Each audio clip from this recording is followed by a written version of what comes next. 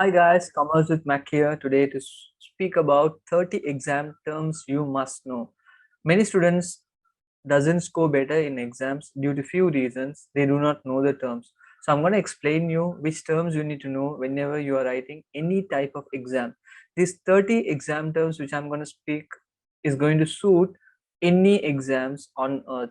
You're going to do a chartered exam, you're going to do advanced level exam, you're going to do double AT exam, you're going to do any big exam. These basic terms, if you do not know, you cannot score better. Some students say that I wrote a lot than expected, but then my results is SC. I am not expecting a lower result. Sometimes they might pass in the marginal score. Why might be the reason they are always scoring very lesser? The reason they do not know the meaning of the terms. Before you move on to the exam, you need to know the terms what the examiner can ask you. If you do not know the terms, you are tricked into the pathway where you will fall into a trap. Let's start now one by one. This is the first one. The term I'm going to speak is about advice. So when you see this question, advice, provide specific advice about something. So in exams they might say advice about this particular thing, then you should be able to give some sort of advice on your own opinion that this particular thing is good or not. But then giving an advice can be different from one person to another. So your advice might be your own opinion, and that should be a way where you can explain the knowledge what you have on behalf of that particular aspect. Then the second thing every student should know is the term analyze. Very important part. In exams, most of the time this has been tested, but still student lose marks because they do not know the term analyze. Discuss the main ideas, components of an idea or theory, explaining why they are important and how they are related. So whenever you have the term analyze, you should be discussing the main ideas and also the components about the theory. Always remember, when if you can even when you analyze, if you can present it in a chart, present it and also explain it in a very detailed manner and say that why this is related with the other particular aspect. And the third term we are going to look is all about assess. What is assess? Determine the value or importance of something, identify strengths and weakness, and draw your conclusions. So assessing is very important because when you are giving an answer, you should be able to bring out that important matters into the answer. And also you should be able to identify the strengths and the weakness of particular answers. Then only you can give a conclusion on the particular things. Some people what they do, like some students what they do in exams, when they say assess, they just explain it. Explaining and assess is not the same. When you determine something is very important and you explain about that particular thing, you should not stop from that particular area. You should go ahead and speak about the strength and the weakness of the particular question they're asking, and then give a conclusion why you said these are important. That is a part which you need to know. And the fourth thing you must know when it comes to exam terms is brief. When examiner says the term brief, people think that brief means you need to write a lot, but actually in exams you need to know brief means a short and concise statement or written item. So you should not explain a lot.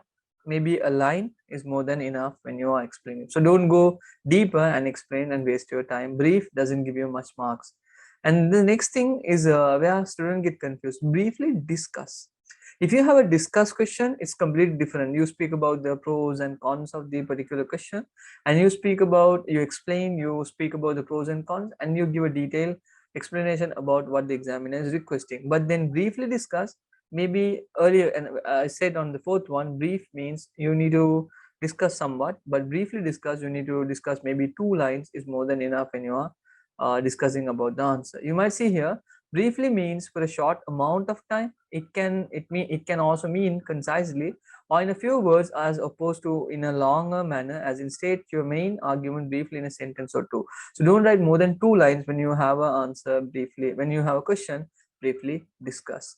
Then the sixth part you need to know is calculate. This type of questions can come most probably when you're doing accounting terms, accounting papers, and also economics papers, some calculation areas. And business studies, when you're doing, you might sometimes find calculate parts, calculate and assess. Work out and show your workings calculation. So just doing the calculation and bringing you a correct answer is the part of calculate term. Then the next term you need to know is comment on. State your views and opinions on the topic clearly, backing up your points with evidence and examples. What students need to understand, when they comment on, they should bring their own opinion. If you guys are bringing, like if you are a person who by heart the things and bring out the comments from the textbook, okay, I learned like this, so the answer should be in this way. If you think in that particular way, your thinking aspect is wrong, so you should be able to change that thinking aspect.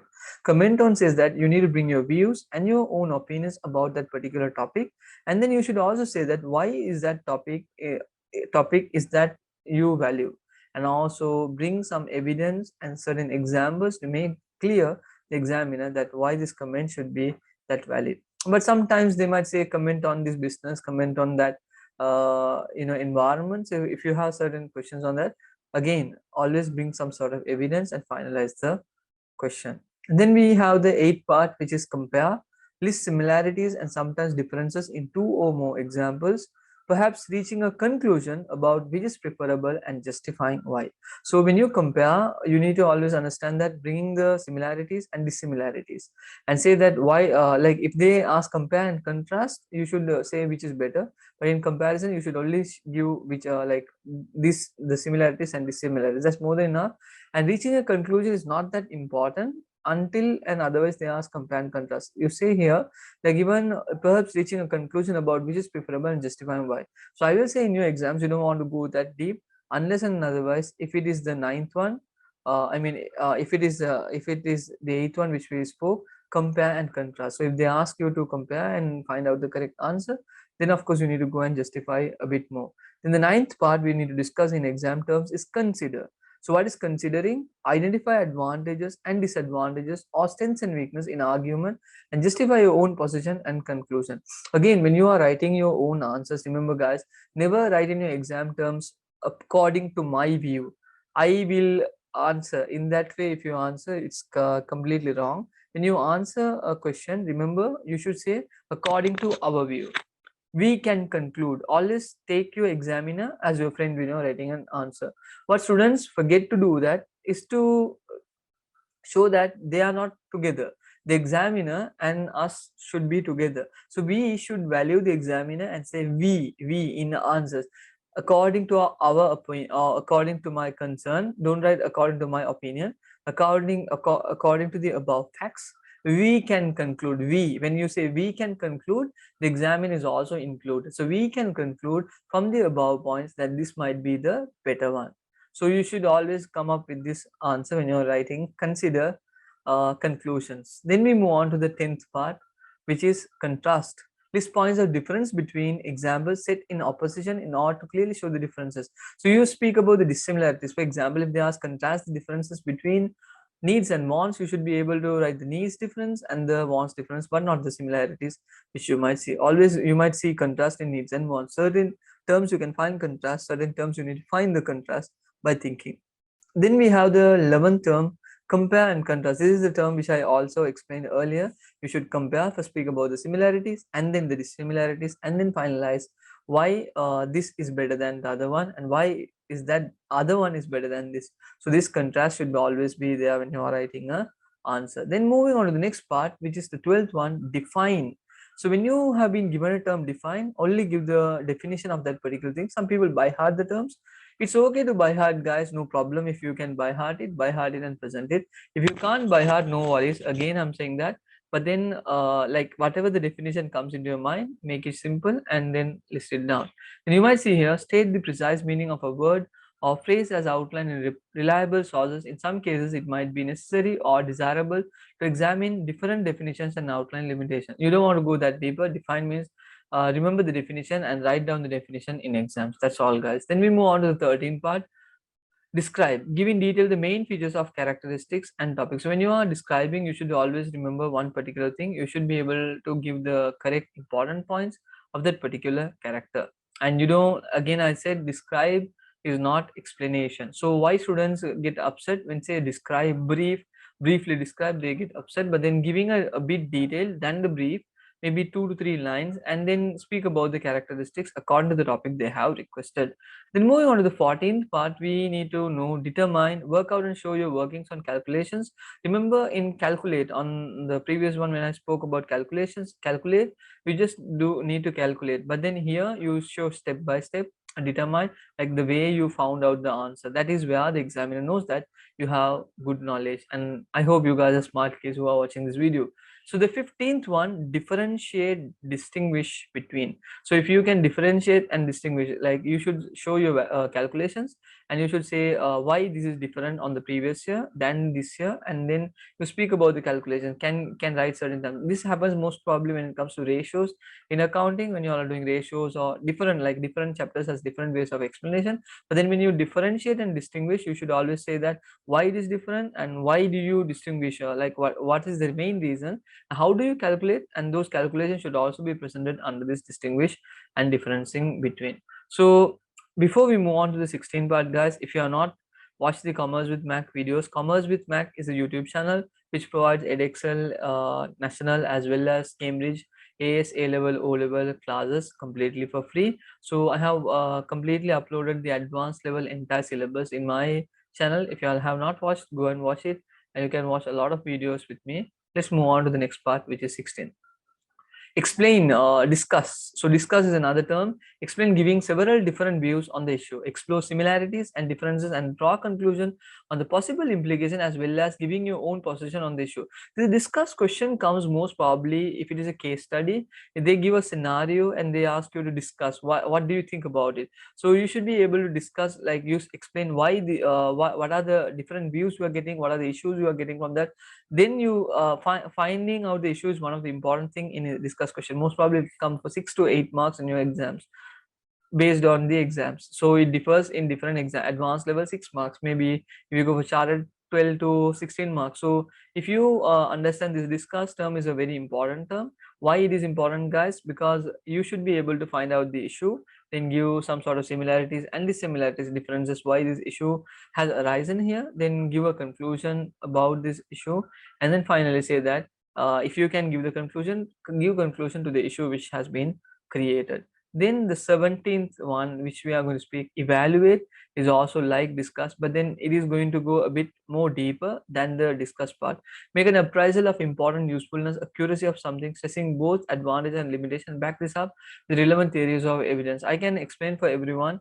If we evaluate and discuss is almost like same. In evaluate also you are taking the important points and then finding out the differences, why it is advantages and why it is disadvantages, and which is better to take ahead. But in discuss, in like in the 16th one, I said that when you are drawing a conclusion, you spoke about certain important issues, then you give some conclusion to that particular issue. That's what we say discuss. But in evaluate, what we did, we made some sort of important point of that particular scenario, then we spoke about the advantages and disadvantages, then we finalized which is better when you are taking a decision. So you should say if you write 3 advantages and 4 disadvantages, you should say this is not a good decision to go ahead. And if you for example, if your advantages are higher in your point of view and your disadvantage is lower when you're writing answer, then of course you can say it's better to go ahead, so, something like that. Then we move on to the 18th part, examine, investigate a subject topic in detail. You speak about that in detail as much as possible. If you know the theory of it particular thing, go ahead and explain it very deeper. Then the 19th part, explain again the term, make clear or plain, giving details about how and why something is the way it is, perhaps using a step-by-step approach. For example, explain the importance of planning. When I see this type of questions given to students, they write planning is all about having a plan. Failing to plan is planning to fail. So if you write this type of answers, then of course you will not get marks. If you get a question like explain what is planning, explain the importance of planning, you speak what is planning. Planning is all about preparing and setting out certain schedules to achieve the targets and goals and missions and visions of the organization. Then you speak about the why planning is important one by one. The importance of planning can be important. Importance of planning can be detrimental for any organization or important to any organization for the management level, or you can say management level or high level, lower level, and this can be in this space. So you should be able to explain certain points, but then when you explain, try to explain it in paragraphs. So examiner knows that you have a good knowledge on the particular topic that they are speaking. And the 20th part, which is identify, which I see when I see identify, when we see questions in identify, students are writing paragraphs. So identify is not writing paragraphs. You should write list down one by one. If you can just point out the facts, identify and list both are same. Identify, list, give, write, name, these five type of terms you can they can use. So list, give, identify, name, write, all these terms are specifically is a synonym for the identification term. Pinpoint a fact or a figure or an example or an argument or a theoretical position. So you should be able to understand this type of identification. But like, don't write the entire thing, just drop down things. Identify four weakness of a business organization. So something like that. Then we move on to the 21st one. Illustrate, make your points clearer with the use of specific example, figures, diagrams, graphs. Very less times they ask, but then if you get a question, try to present in the graph, or if you have example, present some example and speak about those terms. Then we move on to the 22nd term, interpret, outline what something means in simple terms and give your judgment or comments in relation to the issue. So interpret is like they would have given, maybe you might say the manager says that the quick ratio of the business is lower than the expected level. If you say, if the manager has said like that, then they might ask interpret what the manager has said. So you should say that quick, you should speak about the quick ratio, then you should speak about why manager said it is below the ratio, and then giving an evaluation about that into the to that issue and commenting out. The students who are in different fields other than commerce won't understand the term quick ratio. Don't worry guys, if they give certain scenario, certain particular thing, like they will give a scenario and they will give a term, that term you should be able to explain it in a better way. If you have calculation, do the calculation. If you can explain it deeper, explain it deeper by interpreting what's the term is meaning. Then the 23rd term, justification, is also providing evidence. When you justify, take out the advantages and the disadvantages of both the arguments. Now, for example, if you, if for example, you will take this example.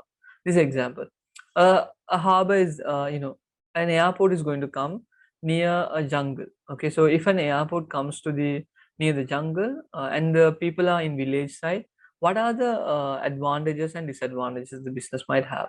I mean, the people might go through. So justify your answer. This might be the question they can ask. So if a airport comes to a village, there are good reasons and there are bad arguments. So you should speak about the goods and the bads. When you speak about the good, you should always support your argument, like why it is good and why it is bad. For example, if the airport comes to the village people also will have access to airport. They don't want to travel to the airport to the cities. They can just go to the nearest airport and get to the destination they want. So that will save time.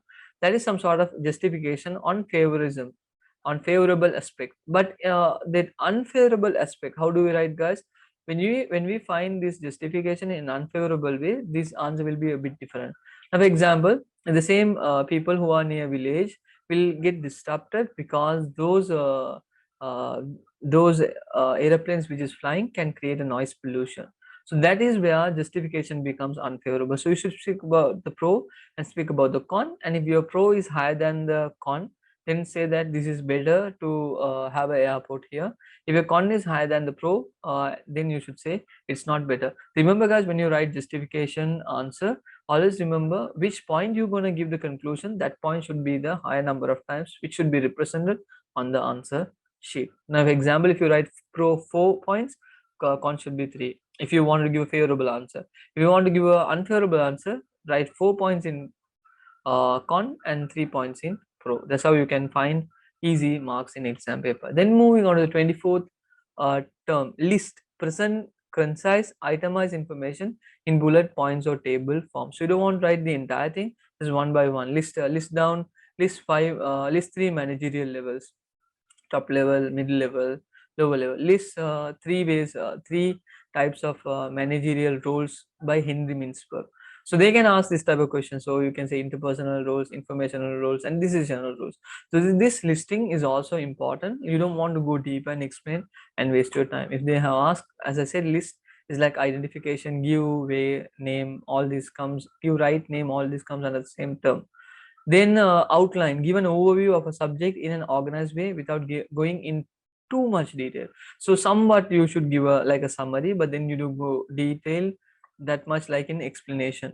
26th term, prepare, make ready for use or consideration. Like prepare a list of things which you will take to prepare the list of things you need when you are preparing the financial statement. So then of course you just need to list the same things what you had written on the list. It's the same way, like what are things you need to have to prepare that you should show to the examiner. Then 27th, present, put forward for consideration, show or display. Not much times tested on papers, so I don't want you to learn this, but then still if it is tested, it can be they can ask present your ideas and views and opinions, so you should be able to comment. They can always say present your comment or present your views, present your ideas. They can ask your own opinions when you are writing an answer in exam. So don't get confused, that's the easy term to understand. Provide, put forward or sit down. Again, the same way like present, you bring out your ideas, what you know about that particular topic. Show, justify each step, providing a convincing argument explanation. Most of the time, show the way how decisional process may happen. Show the way how a leader takes a business. So how a leader leads a business. So you should show step by step and justify like why it is better and why it is not. Then the last term you need to know is 30th, state. Present in a brief, clear form without too much detail or example. I said state is not like listing, but then like at least one line speaking a complete sentence about that particular answer. For example, if they ask write 5 reasons why a person purchases shopping goods, then of course you should be able to write the complete line. Don't write it's convenient, it's too much less cost. When you write shorter answers, then of course you don't get marks in exam. So these 30 terms will actually lead to higher marks in exam. Know these 30 terms. If you forget these 30 terms again before exams, come and revisit this video and watch it. If you haven't subscribed the channel, go and click the subscribe button and learn with me more in future. And see you guys on another video with new things coming up on future.